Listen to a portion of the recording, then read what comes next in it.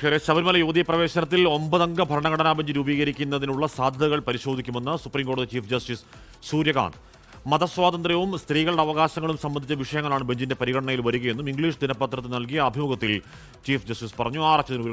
നമുക്ക് ഓർമ്മയുണ്ട് 2018 സുപ്രധാനമായ യുവതീ പ്രവേശന വിധി, തുടർന്നുണ്ടായ പ്രശ്നങ്ങൾ, പ്രക്ഷോഭങ്ങൾ, അപ്പീല്, അത് കഴിഞ്ഞ് പിന്നെ അന്ന് തന്നെ തീരുമാനമായതാണ് വിശാല ബെഞ്ചിന് വിടാൻ.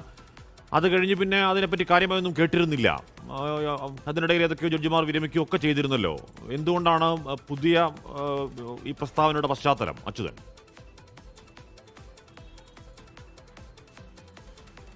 ഹാഷ്മി, ഒരു ഇംഗ്ലീഷ് ദിനപത്രത്തിന് നൽകിയ അഭിമുഖത്തിലാണ് ചീഫ് ജസ്റ്റിസ് സൂര്യകാന്ത് ഇക്കാര്യം വ്യക്തമാക്കിയിരിക്കുന്നത്. കാരണം അന്ന് 2018 സുപ്രീം കോടതി വിധി, 5-അംഗ ഭരണഘടനാ ബെഞ്ചിന്റെ വിധിയായിരുന്നു ശബരിമലയിലെ സ്ത്രീ പ്രവേശനവുമായി ബന്ധപ്പെട്ട് ഉണ്ടായത്.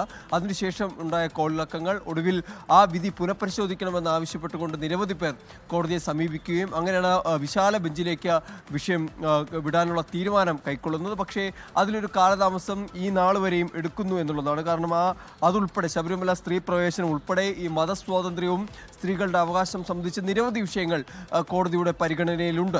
അപ്പോൾ ഇതിലെല്ലാം തന്നെ ഒരു തീർപ്പ് കൽപ്പിക്കാൻ, അതിലൊരു പരിഹാരം കാണാൻ കൂടിയാണ് ഇപ്പോൾ ചീഫ് ജസ്റ്റിസ് സൂര്യകാന്ത് തീരുമാനിച്ചിരിക്കുന്നത്. ഇതിനായി 9-അംഗ ഭരണഘടനാ ബെഞ്ച് രൂപീകരിക്കുന്നതിനുള്ള സാധ്യതകളാണ് പരിശോധിക്കുന്നത്. കാരണം വളരെ സെൻസിറ്റീവായിട്ടുള്ള വിഷയങ്ങളാണ്. അപ്പോൾ അതിലൊരു തീരുമാനത്തിലേക്ക് എത്തുമ്പോൾ സുപ്രീം കോടതിക്ക് എല്ലാ വശങ്ങളും പരിശോധിക്കേണ്ടതായി വരും.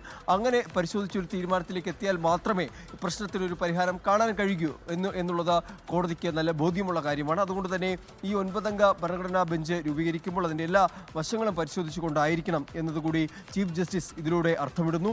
എന്തായാലും ഈ ബെഞ്ച് രൂപീകരിച്ച ശേഷം മതസ്വാതന്ത്ര്യവും സ്ത്രീ അവകാശങ്ങളും സംബന്ധിച്ച വിഷയങ്ങൾ, അതുപോലെ തന്നെ മതാചാരങ്ങളിൽ കോടതി ഇടപെട്ട് ലിംഗസമത്വം ഉറപ്പാക്കണോ എന്നതുൾപ്പെടെയുള്ള വിഷയങ്ങളിൽ ഒരു തീർപ്പ് കൽപ്പിക്കാൻ കൂടിയാണ് ഇപ്പോൾ ഈ 9-അംഗ ഭരണഘടനാ ബെഞ്ച് രൂപീകരിക്കാനുള്ള സാധ്യതകൾ ചീഫ് ജസ്റ്റിസ് ഇപ്പോൾ ലക്ഷ്യമിടുന്നത്. എന്തായാലും അദ്ദേഹം ആ അഭിമുഖത്തിൽ പറയുന്ന ഒരു വാചകം എന്നുള്ളത്, സുപ്രീം കോടതി ഒപ്പം തന്നെ ഭരണഘടനാ കോടതികൾ ഒരു അത്യാഹിത വിഭാഗം പോലെ, ആശുപത്രികളിൽ അത്യാഹിത വിഭാഗം പോലെ പ്രവർത്തിക്കണം എന്നുള്ളതാണ്. ഏത് പൗരനും അവരുടെ ആവശ്യങ്ങളുമായി കോടതിയെ സമീപിക്കാൻ കഴിയണം. അത് ഏത് രാത്രിയാണെങ്കിലും അടിയന്തര സിറ്റിംഗിൽ വെച്ച് കാര്യങ്ങൾ പരിശോധിക്കേണ്ടതാണെങ്കിൽ, അത്ര ഗൗരവമുള്ള വിഷയങ്ങളാണെങ്കിൽ അത് പരിശോധിക്കപ്പെടണം എന്നതടക്കമുള്ള കാര്യങ്ങൾ അദ്ദേഹം അഭിമുഖത്തിലുടനീളം പറയുന്നുണ്ട്. എന്തായാലും അതുകൂടി കണക്കിലെടുത്തുകൊണ്ടാണ് ഈ ശബരിമല സ്ത്രീ പ്രവേശനം ഉൾപ്പെടെയുള്ള സെൻസിറ്റീവായിട്ടുള്ള വിഷയങ്ങളിൽ ഒരു തീരുമാനം, ഒരു അന്തിമ തീരുമാനത്തിലേക്ക് എത്താൻ ഇപ്പോൾ കോടതി ഈ 9-അംഗ ഭരണഘടനാ ബെഞ്ച് രൂപീകരിക്കുന്ന സാധ്യതകൾ തേടുന്നത്.